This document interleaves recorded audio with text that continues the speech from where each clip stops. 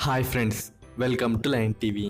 ನಾವು ಪ್ರತಿನಿತ್ಯ ಉಪಯೋಗಿಸುವ ಕೆಲವು ವಸ್ತುಗಳಲ್ಲಿ ಯಾಕೆ ಈ ರೀತಿ ಇರುತ್ತೆ ಅಂತ ಗೊತ್ತಾ?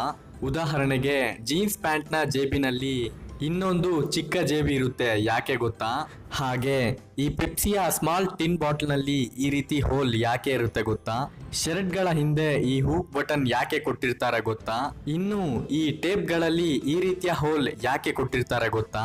ಇದೆಲ್ಲದರ ಬಗ್ಗೆ ಸಂಪೂರ್ಣ ಮಾಹಿತಿನ ಈ ವಿಡಿಯೋದಲ್ಲಿ ಹೇಳ್ತೀವಿ, ಬನ್ನಿ. ಅದಕ್ಕೂ ಮುಂಚೆ ನೀವಿನ್ನೂ ನಮ್ಮ ಚಾನಲ್ಗೆ ಸಬ್ಸ್ಕ್ರೈಬ್ ಆಗಿಲ್ಲ ಅಂದ್ರೆ ಈಗಲೇ ಸಬ್ಸ್ಕ್ರೈಬ್ ಮಾಡಿಕೊಳ್ಳಿ.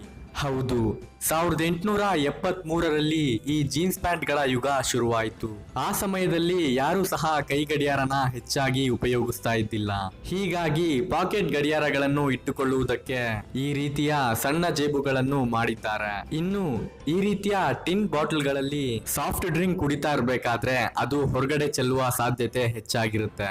ಹೀಗಾಗಿ ಇದರ ಓಪನರ್ ನಲ್ಲಿ ಒಂದು ಸಣ್ಣ ರಂಧ್ರವನ್ನು ಕೊಟ್ಟಿರ್ತಾರೆ. ಆ ರಂಧ್ರದಲ್ಲಿ ನೀವು ಸ್ಟ್ರಾನ ಹಾಕಿಕೊಂಡು ಆರಾಮಾಗಿ ಡ್ರಿಂಕ್ಸ್ ಅನ್ನ ಮಾಡಬಹುದು. ಹಾಗೆ ಶರ್ಟ್ ಲೂಪ್ಸ್, ಶರ್ಟ್ಗಳ ಹಿಂದೆ ಈ ರೀತಿ ಹೂಕ್ ಯಾಕೆ ಕೊಟ್ಟಿರ್ತಾರೆ ಗೊತ್ತಾ?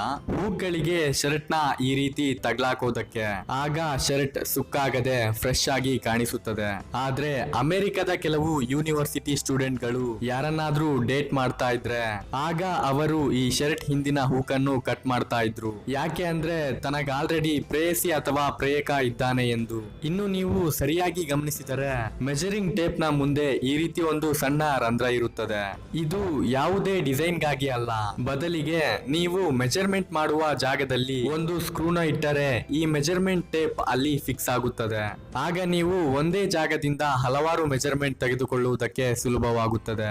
ನೋಡಿದ್ರಲ್ಲ ಫ್ರೆಂಡ್ಸ್, ನಾವು ಪ್ರತಿನಿತ್ಯ ಉಪಯೋಗಿಸುವ ಕೆಲವು ವಸ್ತುಗಳ ಬಗ್ಗೆ ನಮಗೆ ಸರಿಯಾಗಿ ತಿಳಿದಿರುವುದಿಲ್ಲ.